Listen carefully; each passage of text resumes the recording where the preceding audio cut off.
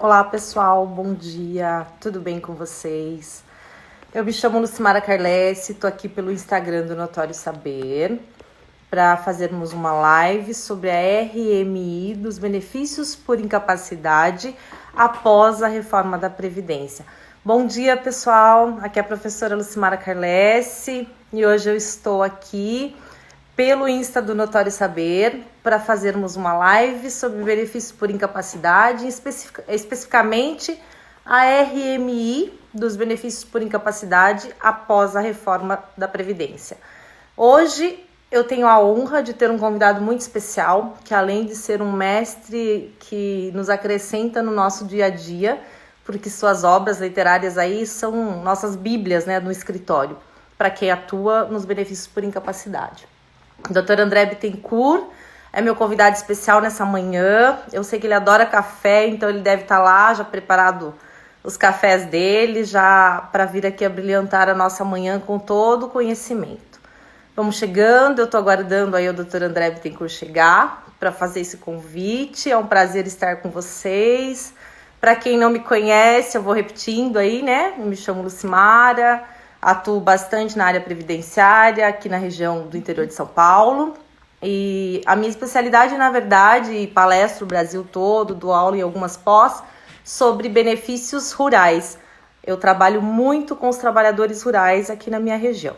Mas hoje a gente vai falar bastante de benefícios por incapacidade. Então, até se tiverem alguma dúvida em relação aos benefícios por incapacidade, que também envolve o trabalhador rural, vocês perguntam aí, eu respondo, ou depois o meu Insta também tem o @lucarlessi, que é o meu pessoal, e tem o Carlessi_advocacia, que é o meu profissional. Então eu tô aguardando, os convidados estão, meu convidado deve estar chegando logo, tá chamando pra gente fazer essa live. É uma honra estar com o Dr. André Bittencourt. Quem conhece sabe que ele é o nosso, assim, a nossa referência de benefícios por incapacidade no Brasil. E também uma honra estar no Instagram do Notório Saber, esse curso, né, essa entidade que está sendo um expoente aí, partilhando e dando a oportunidade para a gente estar a cada dia renovando o nosso conhecimento, estar compartilhando o que a gente sabe com os amigos. Olha só, nosso convidado de honra aí, nosso convidado especial chegando. Eu vou estar convidando ele aqui falar um pouquinho para nós. Só aguardar o Dr. André chegar. Já fiz o convite. Olá! Bom dia! Tudo Tudo bem, bem? mestre? Tudo jóia e Beleza, e com você? você? Tudo Também, tudo jóia. ótimo. Então, tá bom. Já tomou seu super café aí? Eu tava falando com os nossos colegas que você é amante de café e vinho. Não tem jeito, né? Sim, previdenciário, café e vinho, e pedal, né? São as paixões. Pois é, ele tem algumas paixões boas, né, pessoal? Café, vinho, pedal e previdenciário. A gente tem muita coincidência nisso, doutor, porque eu também adoro um cafezinho, vinho. Pedal ainda já fui mais, agora o previdenciário não tá dando tempo. Ah, aproveita a pandemia, Mas hein? vamos lá. Pois é, nem fale. E eu falei para eles que para mim assim é uma honra estar tanto no Insta do Notório Saber, né? Que para a gente hoje tem colaborado muito com todas essas lives, trazendo pessoas que dominam a Sim. área, diversos assuntos. Uma gratidão aí para o pessoal do Notório Saber. E te Também o agradecendo por meu estar. agradecimento a eles, né, pelo convite e a você, né?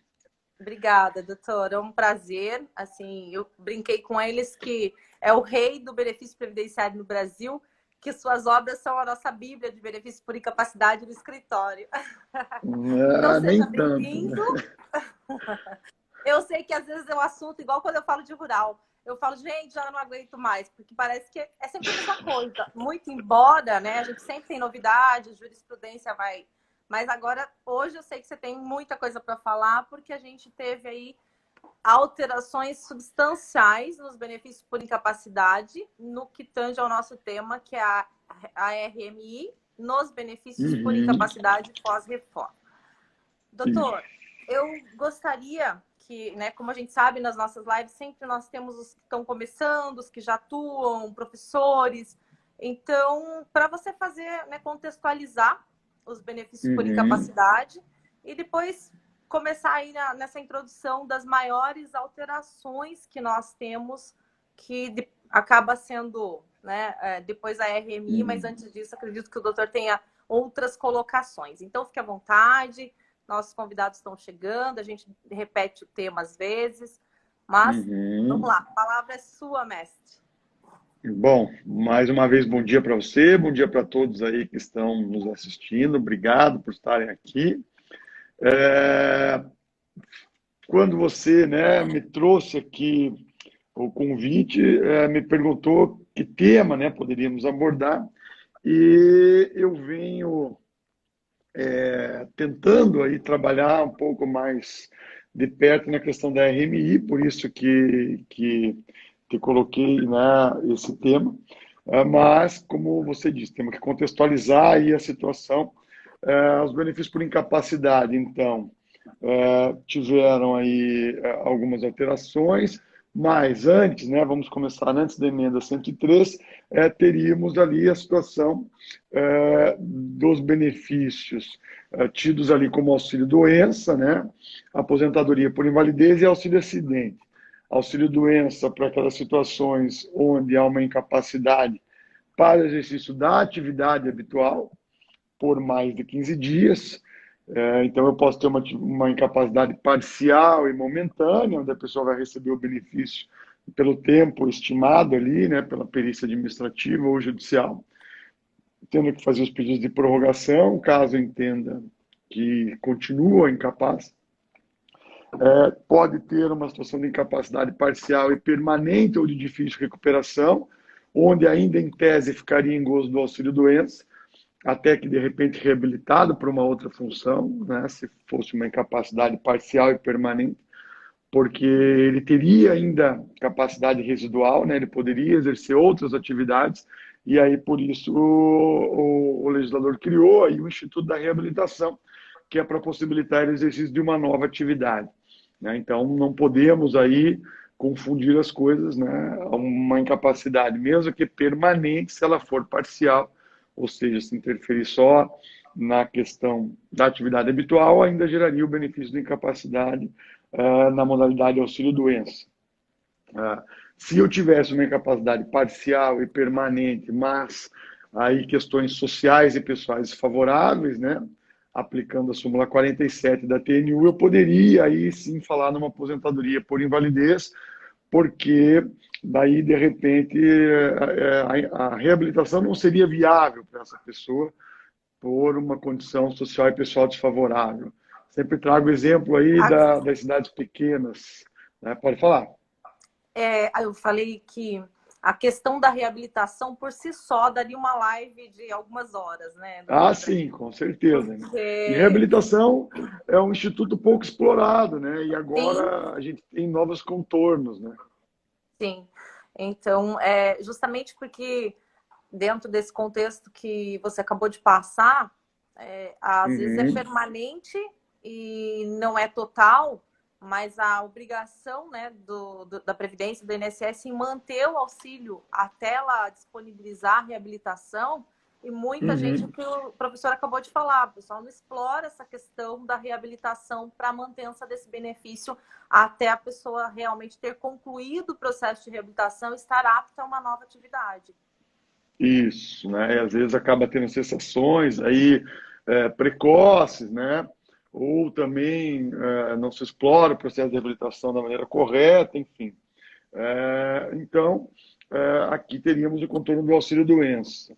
A aposentadoria por invalidez, regra geral, viria de uma situação de incapacidade para toda e qualquer atividade, né, que é a aposentadoria por invalidez pura, então, que eu chamo, mas poderíamos trabalhar com a súmula 47, né, onde eu tenho a incapacidade parcial e permanente, ou de difícil recuperação, e as condições pessoais e sociais desfavoráveis. Né? Sim. Então, aí eu poderia também falar em aposentadoria por invalidez. E o auxílio-acidente, benefício aí com outro caráter, né? Um caráter não é substitutivo de renda, indenizatória, para aquelas situações onde há um acidente do trabalho ou de qualquer natureza que gere uma sequela, né? Esse acidente, e essa sequela diminua, não retire, né? Diminua a capacidade para o exercício da atividade daquela pessoa. Então, ela volta a exercer a atividade, mas com uma situação aí de diminuição de capacidade. E aqui tem que fazer um parênteses, né? Eu tenho visto muitas decisões, principalmente de TJs, no que diz respeito a benefícios acidentários, né? Há uma confusão de critérios. Você tem aí, de repente, situações onde o perito lá verifica que há uma incapacidade parcial e permanente, né? Uma incapacidade parcial e permanente. E a Justiça Estadual está deferindo aqui, nesses casos, auxílio-acidente para as pessoas. E não o auxílio-doença, que seria mais vantajoso, né? Enquanto durasse a incapacidade ou até que reabilitado. Porque ele entende que, como a incapacidade é parcial, né, decorrente do acidente, ela então geraria direito ao auxílio-acidente. Mas veja, quando você tem uma incapacidade parcial, né, para a atividade habitual do sujeito, esse é o requisito do auxílio-doença. Né? Aí, né, eu tenho dito aos colegas que sempre façam aqui, de repente, uma manifestação após a perícia, para que o perito esclareça, né, se essa incapacidade parcial que ele menciona no laudo é uma incapacidade para atividade habitual, é incapacidade mesmo, ou se, quando ele diz que é parcial, seria uma redução apenas da capacidade, para que ele esclareça isso, para que não haja essa Justamente confusão dos juízes.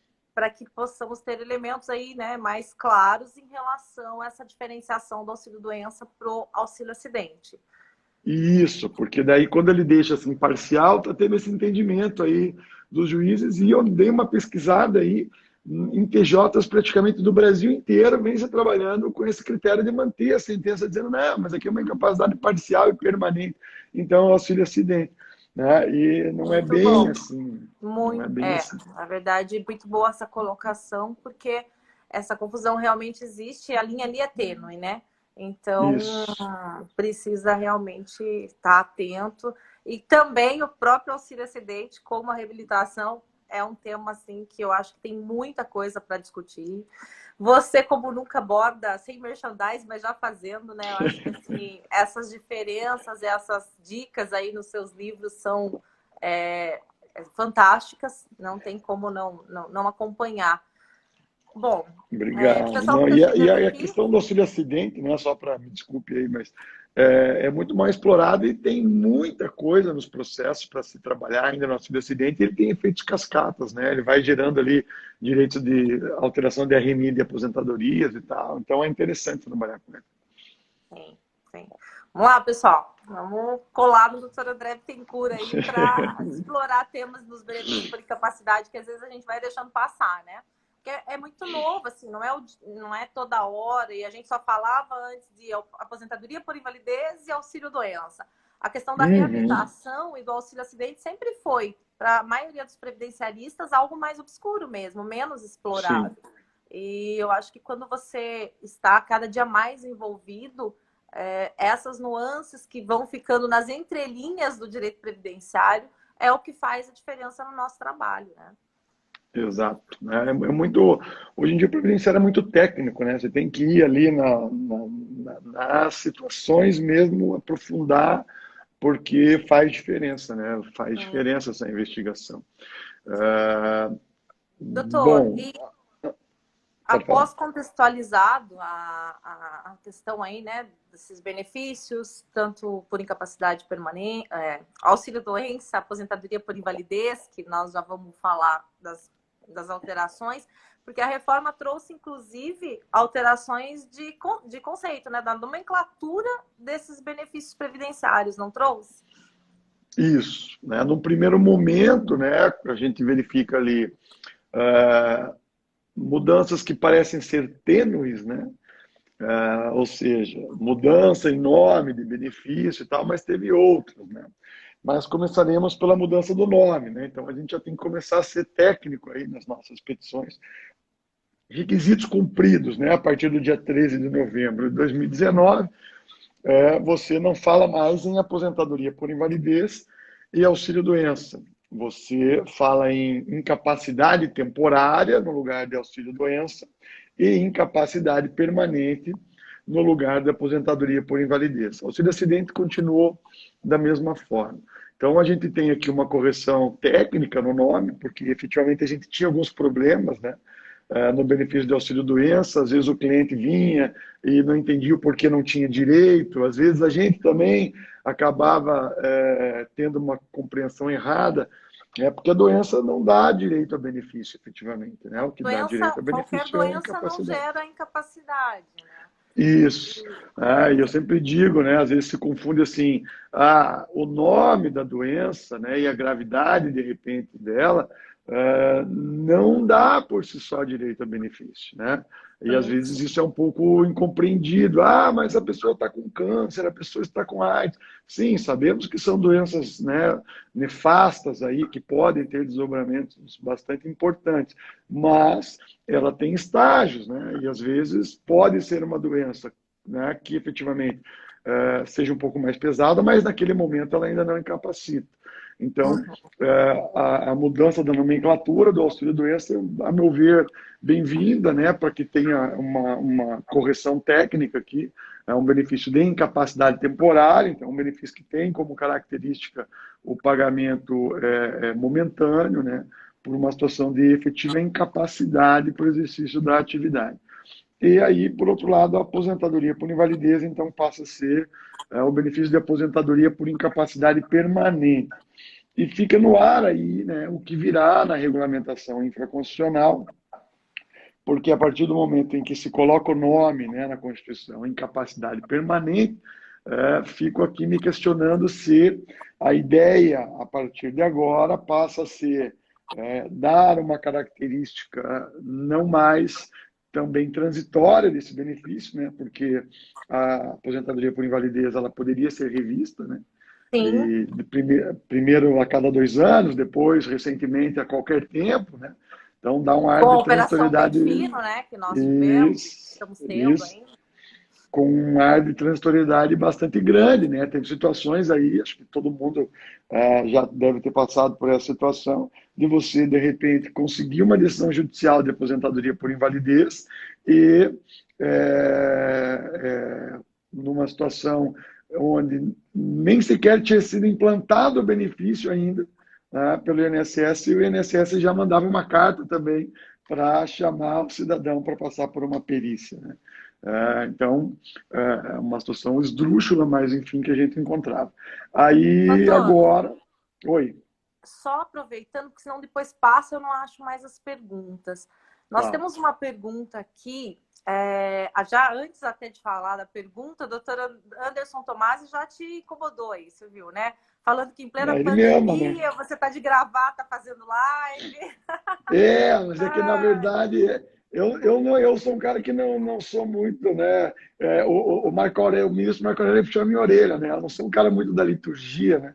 Mas é que hoje eu vou gravar para uma instituição que pede efetivamente que a gente use terno. Então aí eu usei terno hoje, né? Pois Então é, hoje eu estou meio, becado. meio tô com cara de advogada hoje, mas tem dia que não dá. Então, tá vendo só, Anderson? A gente se comporta conforme a música, entendeu? Não é?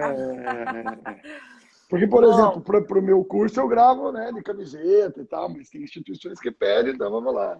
pois é, pois é.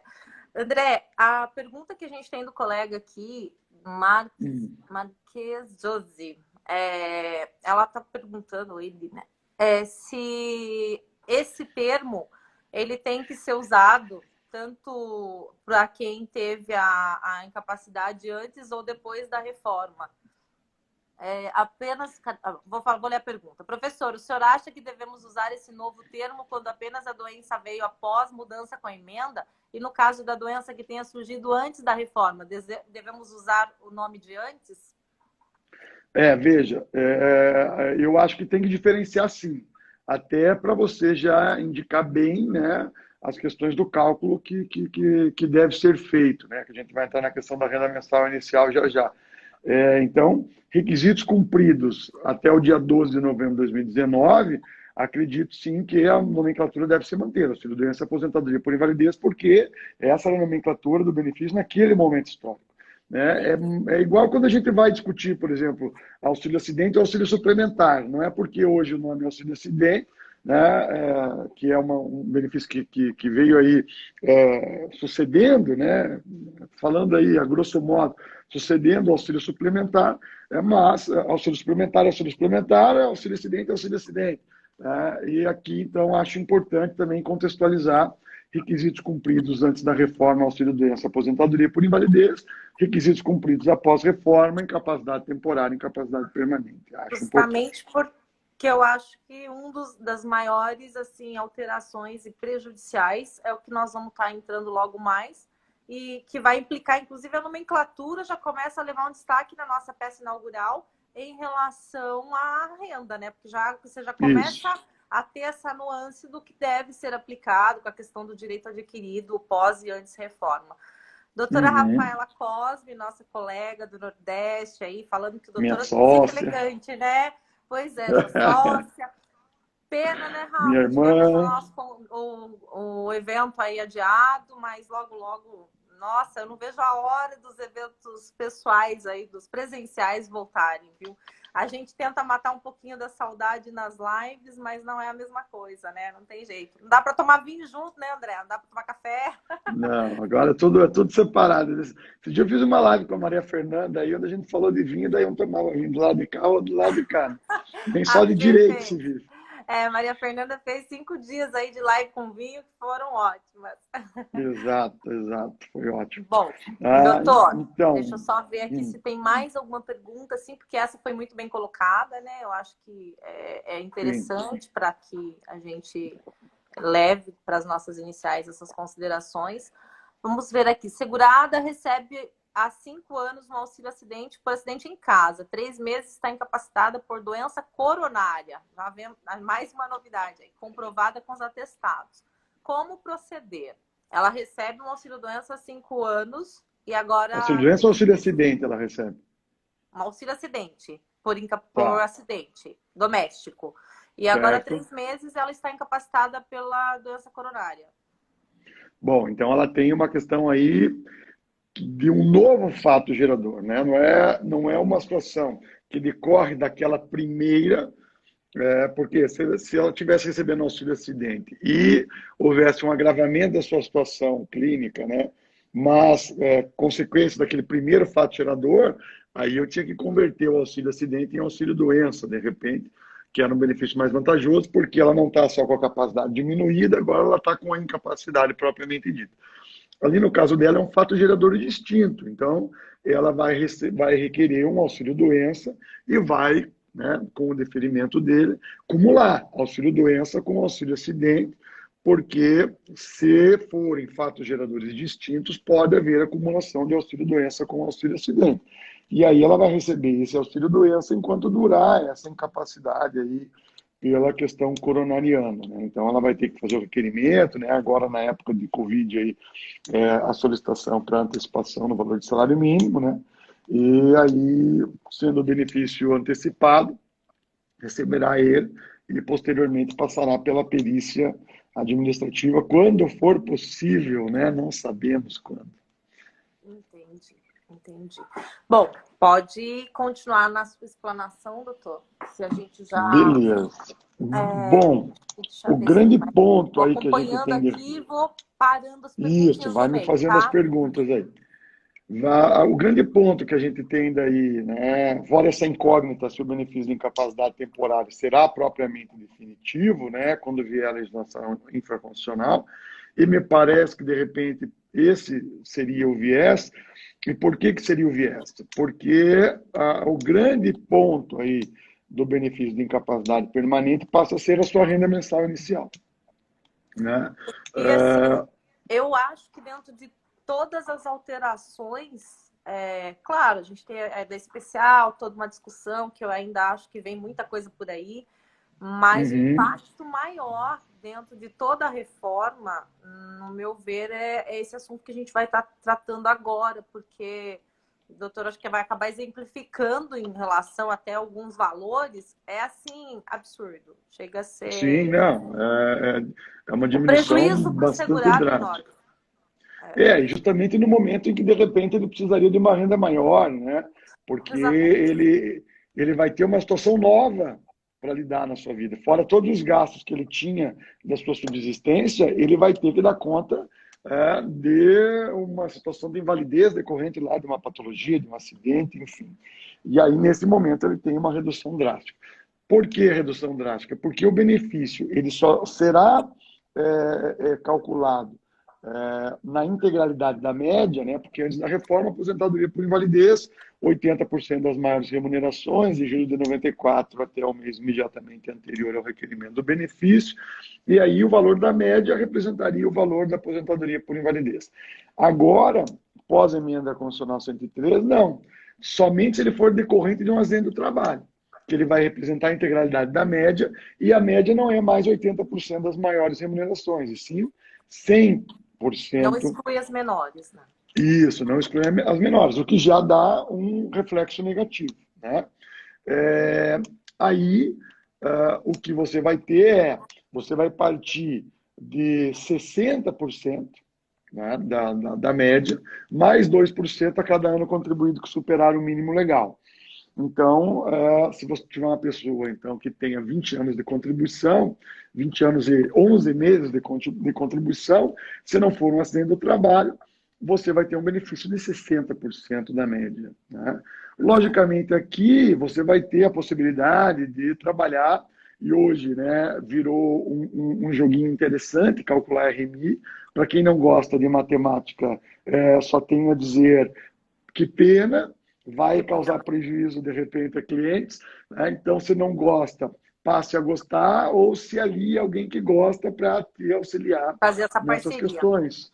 Isso, porque você vai ter aquela possibilidade, de repente, excluir contribuições que estejam ali acima do mínimo legal e que prejudicariam o valor da média, né? Isso veio na emenda da emenda, né?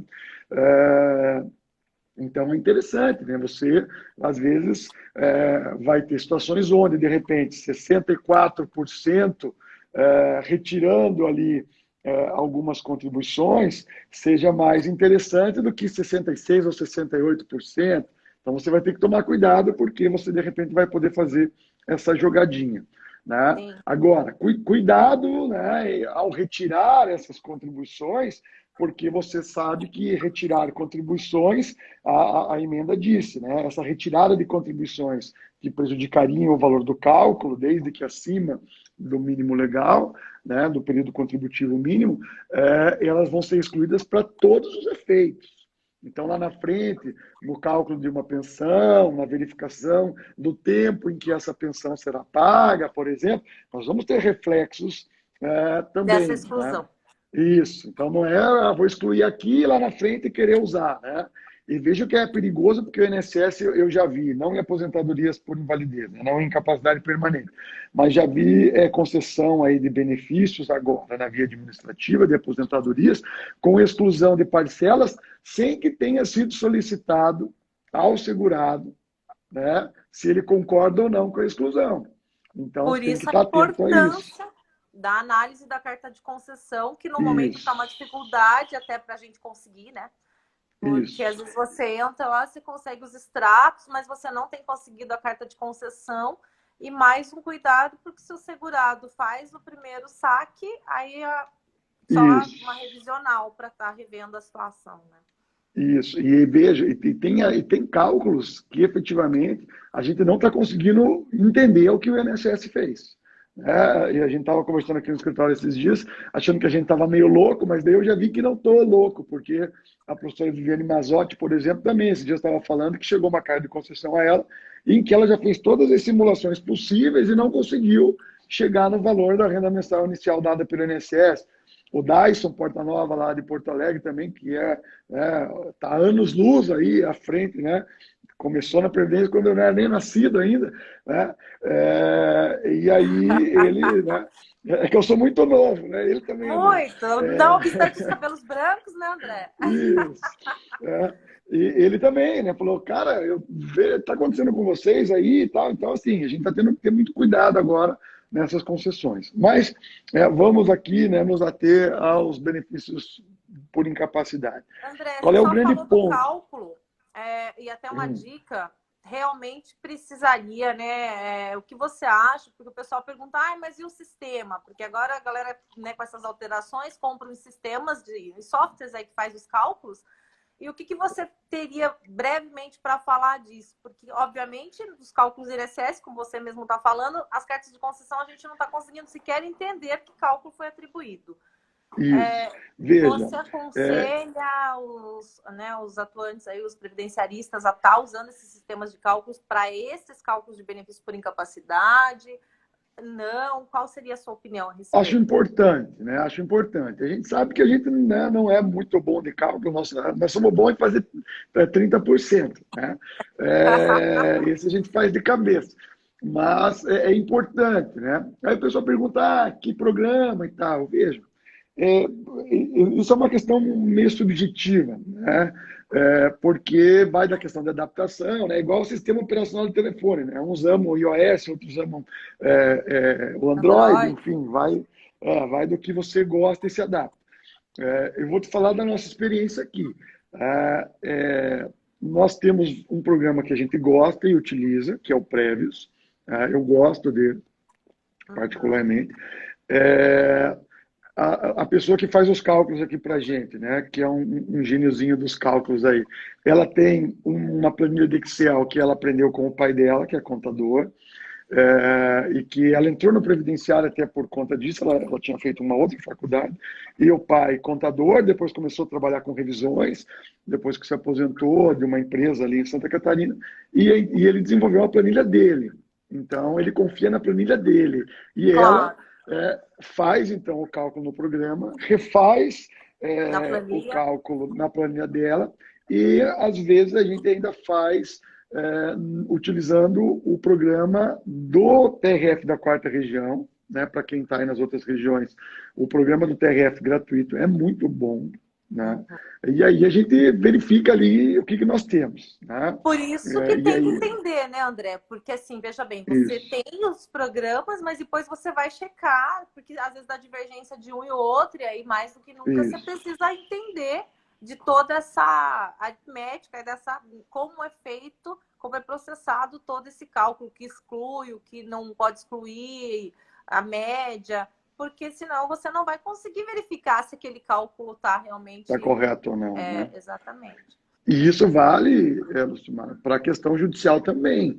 Tem muita Entendi. gente que vai lá e coça o dedinho para dar a ciência com renúncia do prazo depois do INSS apresentar os cálculos. Ou até a contadoria, né? A gente já pegou muito erro em cálculo apresentado, tanto pelo INSS quanto pela própria contadoria do juiz. E Sim, assim, erros com uma diferença gigante, né? Então, tem que estar atento a essas questões de cálculo. Eu não utilizei ainda, o pessoal tem perguntado do previdenciarista, né?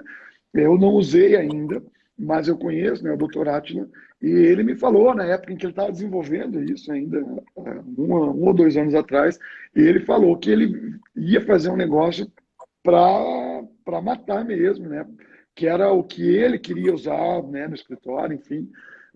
Então, eu acho que também é um programa que veio aí para suprir aí a necessidade, né, dos advogados, porque é algo que ele fez para usar, né? E, logicamente, ele ia fazer algo, então, que fosse ruim, né, nesse ponto. claro, claro. Então, Bom, mas eu confesso que não tive a oportunidade de usar ainda. Então, fica aí, né, essa questão. Bom, gente, agora, fora essa questão dessa diferença, então vocês já perceberam que a nossa advocacia ela vai mudar um pouco, porque é, até então pode ser que eu acabasse optando por não discutir a questão acidentária, porque os reflexos previdenciários eles não eram assim tão efetivos, né? O valor do benefício era o mesmo, os reflexos eram muito mais trabalhistas, né? sim, FGTS, estabilidade. Mas, às vezes, os clientes nos pediam, né? Quando a gente dizia para eles qual era a realidade de um processo e outro, eles diziam, não, doutor, esquece esse negócio de acidente aí, eu estou precisando comer e tal, bota na federal aí, não discute acidente, não. Eu quero ver meu benefício, porque eu preciso. E a gente acabava, muitas vezes, né, no interesse do cliente, indo por essa via. Agora, a depender da situação, então, vai ter uma diferença de 40% da RMI. Então, a discussão do acidente passa a ser importante. Só que daí a gente sabe que temos um caminho, né, bastante complicado lá, pela demora, né, na maioria dos locais aí, demora-se muito mais num debate na justiça estadual, na competência acidentária, do que na federal. Então, vamos ter que estar atentos a isso. E deixo aqui já uma dica, né? Quando vier o benefício não acidentário, ao invés de também sair correndo e ir para a justiça, verificar que se devo converter ele ou não lá na justiça estadual, será que de repente eu não tenho que fazer uma análise, se não era o caso, de uma utilização do nexo técnico epidemiológico, que não foi feita pelo INSS? Porque o NTEP ele é muito utilizado até então pelas empresas. O benefício Sim. sai como acidentário, a empresa vai lá, né, descaracterizar o NTEP para que aquele benefício não seja acidentário e isso não reverta em aumento de alíquotas de SAT, né, aquelas questões todas. Indenizatório. Agora, isso, indenizatória também, né, a regressiva por parte do INSS. Agora, nós, advogados dos segurados, também temos que ficar atentos. Porque se eu for lá analisar a questão, ver a CID, ver o Código Nacional de Atividade Econômica da empresa, ver o Código Brasileiro de Ocupação do meu cliente e analisar lá o decreto e verificar que eu poderia ter aplicado, né, o INSS deveria ter aplicado o NTEP nesse caso, um recurso administrativo me parece muito melhor como opção aí de continuidade do debate do que ir para a Justiça Estadual, fazer perícia, ver se está capaz ou incapaz, quando de repente a incapacidade já está caracterizada, né? Aqui é uma questão de presunção de acidente, onde você vai pedir a aplicação do NTEP, que não foi aplicado de ofício pelo INSS e deveria ter sido, né? E não vai se refazer uma perícia, nada disso, o debate é outro. Né? E me parece que mesmo indo para a justiça aqui, para debater NTEP, até o juiz entender o que é NTEP, chegar à conclusão que não precisa fazer perícia e tal, é um longo caminho a se percorrer. Né? Então fica aí essa dica. E um outro ponto, gente, pela opção, um outro ponto a partir do momento em que a lei agora me diz que o cálculo do valor da aposentadoria por incapacidade permanente levará em consideração o tempo de contribuição, não sei se já perceberam, eu vou ter que desviar o foco, muitas vezes, do meu debate, capacidade ou incapacidade, para comprovar o quê? Tempo de contribuição. Eu vou ter que... O constituinte derivado, não sei se percebeu o abacaxi que ele gerou aqui. Porque você vai ter... Isso, você vai ter que, dentro de uma ação onde você vai discutir incapacidade permanente, e aí já, doutores, percebam que aquele pedido que geralmente vem nos benefícios por incapacidade, o primeiro pedido é da invalidez e não sendo constatada o benefício de incapacidade temporária, isso é nefasto agora para o teu cliente. Porque, de repente, você está pedindo no seu pedido principal ali um benefício menos vantajoso, tá? Porque o cálculo do benefício de incapacidade temporária é mais vantajoso do que o de incapacidade permanente pós-reforma. E aí, você, então, cuidado, né, ao fazer esse pedido. E, veja, Doutor, você, e só aí vai... contextualiza para nós essa diferençazinha do cálculo pós-reforma, porque acho que a gente falou dos 80% antes da reforma em relação à aposentadoria por invalidez. E aí a gente não falou do auxílio-doença, assim, só na regrinha como é que foi a alteração. Auxílio-doença, né, antes da reforma, 80% das maiores remunerações também fazia média, e aí aplicava-se a alíquota 0,91%. Pós-reforma, há um debate no benefício de incapacidade temporária. Alguns entendem que o cálculo não mudou, tá? Outros entendem que mudou, que seria agora 100% das contribuições, e não 80% delas, aplicada a alíquota de 0,91%. Eu, num primeiro momento, me inclino a entender que não mudou, porque toda vez que a emenda constitucional quis mudar o cálculo do valor dos benefícios, ele, ali, quando trouxe a alteração de cada um dos benefícios, embaixo colocou lá, até que lei de disciplina e matéria, o cálculo desse benefício será realizado para 100%, né, das contribuições de julho de 94 em diante, aplicando-se aí a alíquota de 60%, mais 2% a cada ano contribuído. Na incapacidade temporária, ele não colocou isso lá no artigo. Ele simplesmente alterou o nome. Né? Então, a princípio, eu me inclinaria a entender que efetivamente vale a Lei 8.213, porém o INSS já vem concedendo por uma portaria, calculando aí em 100% das contribuições, aplicando-se a alíquota de 0,91%. Entendi. Né? O argumento contrário por diz que o artigo 26... obviamente, o cálculo da temporária é muito mais vantajoso do que a permanente. Isso. Mesmo que você leve em consideração 100% e não 80%, né, como alguns defendem, seria mais vantajoso porque você parte de uma alíquota de 91% e não de 60%. Né? Então, você já tem aí 31% a mais no cálculo da RMI. Né? Então, aqui, para você majorar a renda mensal inicial de incapacidade permanente, você tem que engordar tempo de contribuição. Então, aquele debate que você, doutora Lucimara, faz muito aí, né, do exercício de atividade rural, né, em regime de economia familiar, agora com a decisão do STJ, de que pode ser até anterior aos 12 anos de idade. Sim. Veja, você vai ter que, no teu processo de incapacidade permanente, fazer prova de tempo rural. Vai ter que dizer que o cara ia lá com o pai, com a enxadinha, lá com 10 anos de idade, carpia rosa, Paraná. Né? E mais, você vai ter que discutir tempo especial. Porque o artigo 25 da emenda constitucional, ele diz que o tempo especial exercido até o dia 12 de novembro de 2019, uma vez reconhecido como especial, pode ser convertido em comum para fins de cálculo. Anterior à emenda. Anterior à emenda. Você não pode mais converter período posterior à emenda. Mas sim, períodos anteriores à emenda está lá no artigo 25 de forma expressa. Né?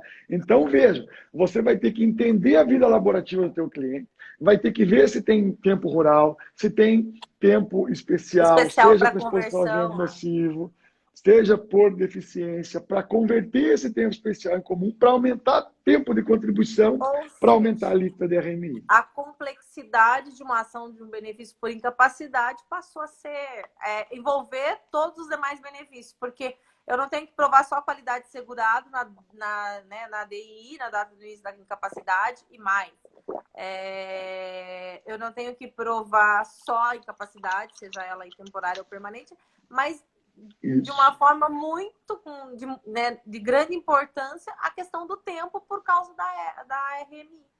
E realmente, nós temos que pensar em trazer tudo. Como eu falo, aqui eu não tenho muito segurado especial, o segurado especial não rural.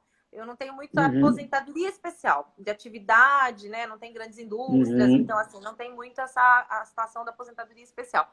Mas quando eu não conseguia especificamente uma aposentadoria especial, a gente tinha muita conversão de tempo.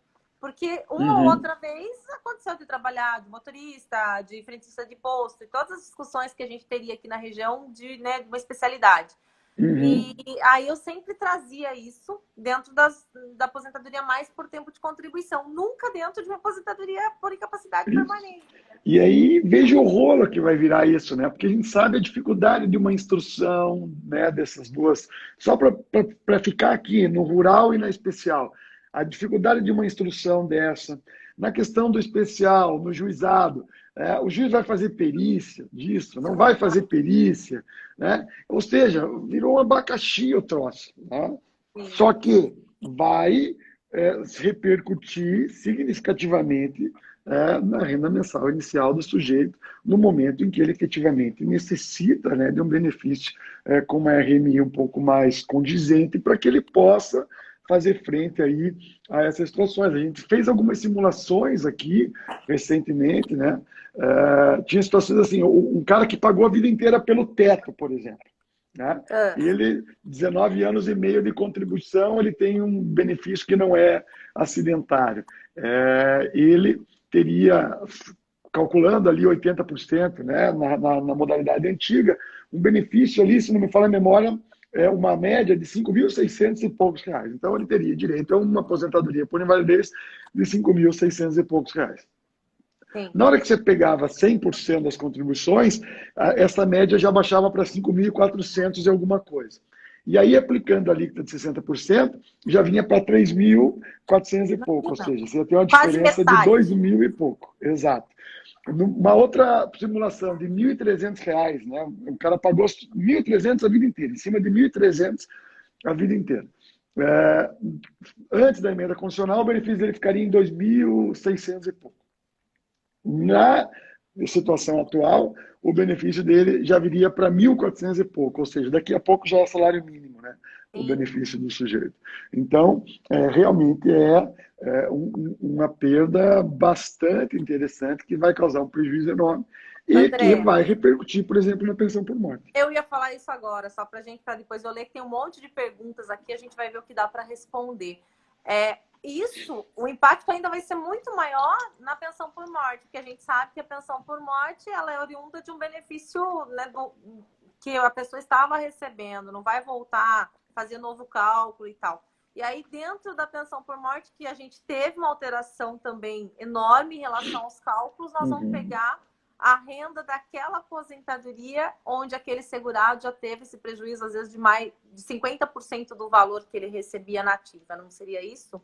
Porque a pensão por morte, para quem não está aposentado, porque para quem está aposentado, beleza, vai ser o cálculo, né, da aposentadoria que ele faria jus. Mas para aqueles que não estavam aposentados, o cálculo seria da aposentadoria, né, do benefício de incapacidade permanente que ele faria jus naquele momento. Então, você ia calcular ali, no momento da morte dele, o benefício de incapacidade permanente que ele faria jus. Se ele não tivesse um tempo contributivo ali significativo, você ia ter, então, esta redução aí, que poderia chegar à ordem de 40%, e aí isso ia repercutir lá na cota parte de cada dependente, né, que vai vir a receber aí o benefício. É absurdo. Difícil. Absurdo. Então, ou seja, daqui a pouco a gente tem, se o segurado paga teto, ele tem a pensionista dele recebendo salário mínimo. Fatalmente, né? Infelizmente. Por isso Infelizmente. que eu acho que a tendência do legislador é que esse benefício se torne permanente, justamente para desestimular. E aí, veja que interessante. Agora, ao invés da gente ficar pedindo a aplicação de súmula 47, né, quando eu tenho uma incapacidade parcial e permanente, o meu debate, de repente, se eu tiver uma decisão que me deu uma incapacidade, um benefício de aposentadoria por incapacidade permanente, vai ser o quê? Não! Esse cidadão, ele tem capacidade residual, porque a incapacidade dele é parcial e permanente, ele pode trabalhar em outras funções, mantém o benefício de incapacidade temporária até que o meu cliente seja reabilitado. Então, a Sim, discussão vai ser não a aplicação da súmula 47, e sim demonstrar que ele tem a possibilidade de condições pessoais e sociais favoráveis a fazer quando uma outra. efetivamente isso for possível provar, porque isso né, não vou ser aqui hipócrita e dourar a pílula também. Se a condição pessoal e social do cara for desfavorável, a súmula 47 hoje se torna contrária aos interesses do segurado. Sim, E não vou também dizer que o fato de você ter pedido só incapacidade temporária na sua petição inicial vai garantir que ele vai receber esse benefício e não incapacidade permanente. Porque e do vai mesmo depender jeito que da é a prova questão da pericial. fungibilidade, né? Isso. Né? Do mesmo jeito que a gente brigava pela fungibilidade para conseguir uma invalidez quando só pedia Auxílio doença? benefício na auxílio-doença, a fungibilidade vai poder Sim. perfeitamente ocorrer agora, né? Não vou Ao aqui dizer que contrário não. agora. Enfim, Exato. enfim. Ou a gente fica aí, né, sem dormir para ver nas entrelinhas que a gente vai conseguir melhorar um pouquinho, porque agora não é nem fazer o melhor, é amenizar o pior, né? Não tem jeito, Isso. infelizmente. Doutor, tá Amenizar o pior. faltando 10 minutos aqui, 5 minutos antes eu tenho que começar a me despedir, porque o pessoal, né, senão não consegue Sim. gravar, o GVT parece que não grava. Se quiser Então eu fazer as vou tentar dar uma perguntas aí também olhadinha nas fica perguntas. ótimo. Você Falaram aqui a questão da aposentadoria do médico, mas acho que foge um pouquinho do assunto. Depois, se você quiser dar uma Isso. olhadinha, perguntando, né, que pediu especial, mas agora com a reforma, com a situação de não continuar a atividade lá na decisão recente aí, se Uhum. valeria a pena fazer por tempo de contribuição. Mas vamos ver se tem mais alguma dentro da nossa Tem área. muita coisa para queimar ainda nesse tema 907 aí, né? Vai ter embargos, muita coisa não foi vista. Sim, sim. Tem alguém que perguntou aqui qual o programa que eu uso para fazer cálculo, Igor. Eu uso o Somprev, uso do TRF4, mas também, assim, é o que o doutor falou. A gente tenta entender um pouquinho, senão tem que se socorrer aí, fazer parceria com os mestres dos cálculos, que a gente tem vários aí dentro do direito previdenciário também. Inclusive, eu tenho um amigo pessoal, o doutor Emerson Lemes, ele manda muito bem cálculos, então a gente quando tem dúvidas, o ideal é se socorrer aos reis dos cálculos, né, doutor? Uhum. Bom, vamos lá. O programa mais indicado para planejamento também é outra questão que a gente tem vários. Competência, existem sessões para processamento de auxílio acidente na Justiça Federal, doutor?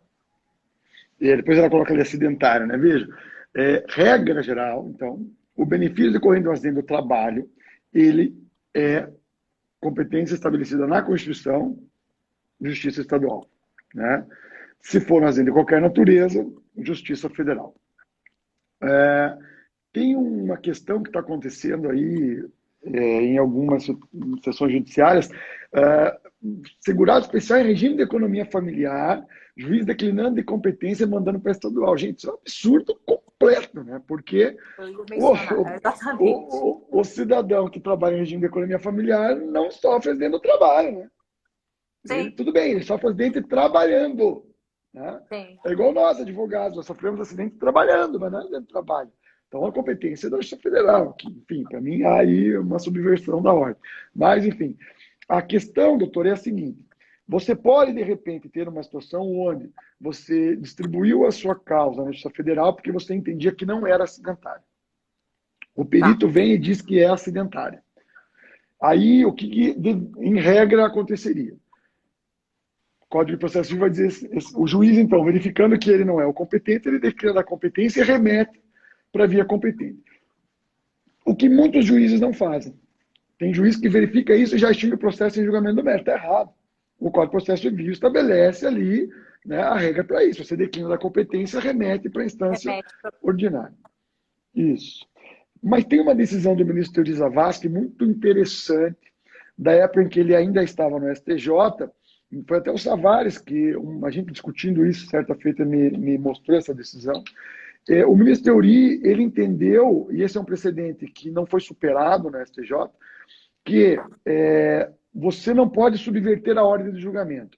Se você, ao propor a sua demanda, entendia que, por exemplo, a causa não era acidentária, se algo aconteceu no tramitar da ação que fez com que esse entendimento mudasse, a competência ela tem que ser fixada nos termos propostos na inicial.